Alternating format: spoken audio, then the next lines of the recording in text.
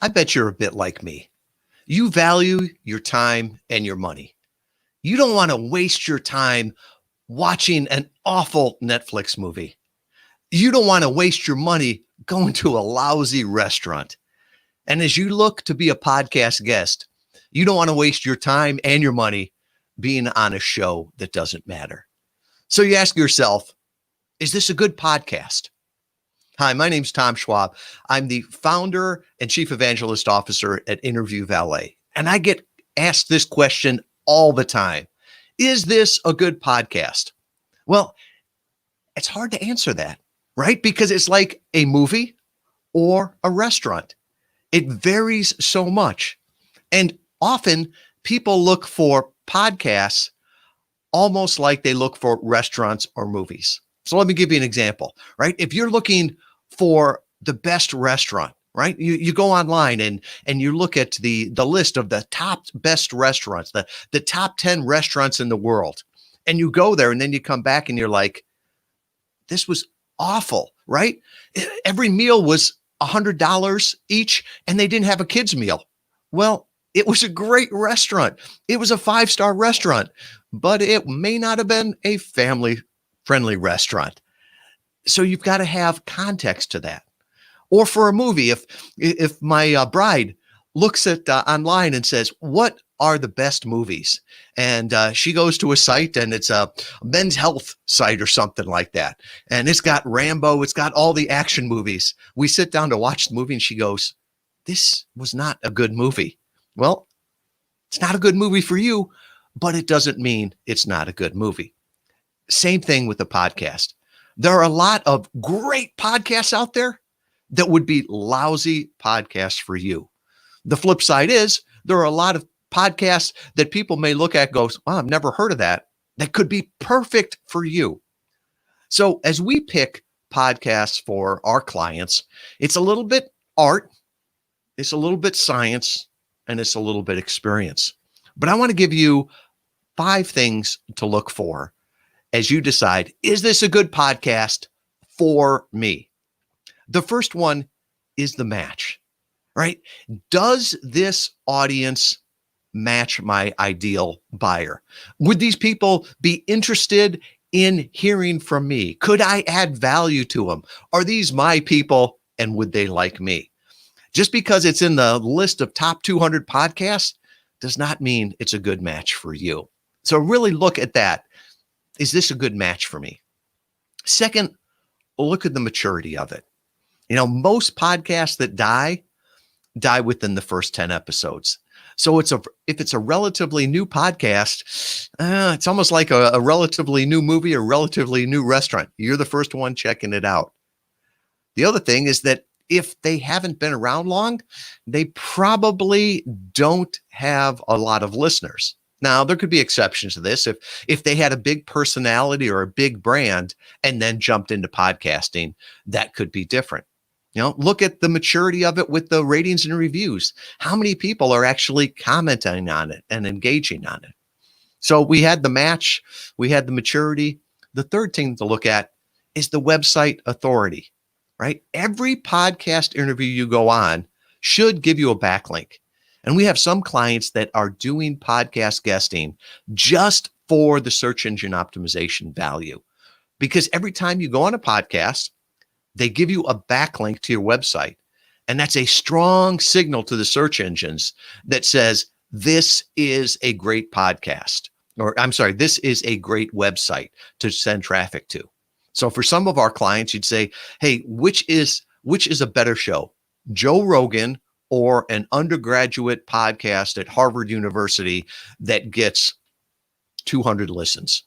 They would say, oh, the good one for me is that one that gives me a backlink that says harvard.edu.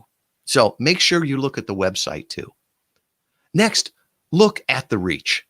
Now, download numbers in podcasting are elusive, right? Anybody that says they know all of the download numbers, probably making them up, or they violated some terms of service. Because right now, podcast downloads are known by the host and the hosting company. And by terms of service, the hosting company can't share that. I don't want to say that podcasters lie, but we all inflate numbers. I'll tell you, I can bench press 350. I'm not lying. You were thinking pounds? I was thinking grams. So take that with a grain of salt. By reach, you can also look at things like social media. What platforms are they on? Are they on platforms that your ideal customers are on? How many followers do they have? How much engagement is it? And how much are they promoting the interview? You know, there's some podcasts out there that you call in on the phone, they go live, 30 minutes later, it automatically cuts off. They do nothing to promote the show. There's no show notes. I just look at those and go, I don't see a whole lot of value to those. So make sure you look at the reach. How much is this getting promoted?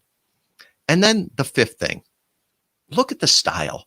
Does it match your brand? Does it endorse your brand? Does it build you up or tear you down? You know, some podcasts have that little E on it for explicit. I don't mean it's good or bad, but is it consistent with your brand? You know, do you want to be on a podcast that has swearing in it? Just, is it right for your brand? Is the banter back and forth? Are you comfortable with that? You know, is it one where it's more of a NPR talking back and forth? Or are you comfortable with that? Or are you comfortable with one that's more of a comedy podcast where they're throwing zany questions at you? If you're not comfortable with that, it's not a good podcast for you.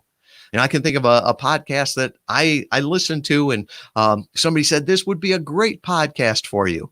And I listened to it and I'm like, no, I don't want to be associated with that. The sound quality was so bad. It actually started with the Skype call, and you could hear it. You could hear them calling in and saying, "Hey, can you hear me? Can I hear you?" I'm like, no, that seems so awful.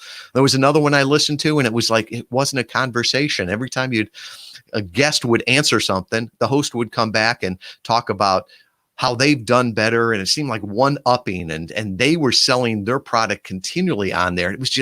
It was creepy. I don't care how many downloads they got or where they ranked on the chartable list. I just looked at that and said, that style, that doesn't fit with who I am, who our company is, who our brand is. So those are the things to look at. And once again, is it a good restaurant? I don't know. What do you like? Is it a good movie? I don't know. What do you like? Ultimately, is it good for me? And so the same thing with the podcast. Is it a good podcast? Look at the match. Look at the maturity of the podcast. Look at the website authority of the podcast. Look at their social media reach. And then finally, just look and listen and to see if their style matches your style and your brand. Looking at that will get you on better podcasts that really build your brand and build your business. Podcasting is about targeting. It's about focus. You don't have time to go on 1.1 million podcasts. So make sure the ones that you do are good for you. Has obscurity become your biggest problem? Stages have disappeared. Conferences are canceled. In-person meetings seem like a distant memory. Your prospective customers still need you. They still need to hear from you. Stop trying to break through the noise. It's not working. Get in on the conversation. Get featured as the expert guest on targeted podcast interviews. Podcasts are hot. Listenership is up 20% in 2020. Podcasts are the new digital stage. Leverage other people's established platform as a featured guest. Since 2015, Interview Valet has helped over 500 leading brands get featured on over 20,000 podcast episodes. You're the guest. We take care of the rest. Stop being the best kept secret. Find out how we can help you leverage targeted podcast interviews to get heard, to grow your brand, to grow your sales, to be recognized as the market leader.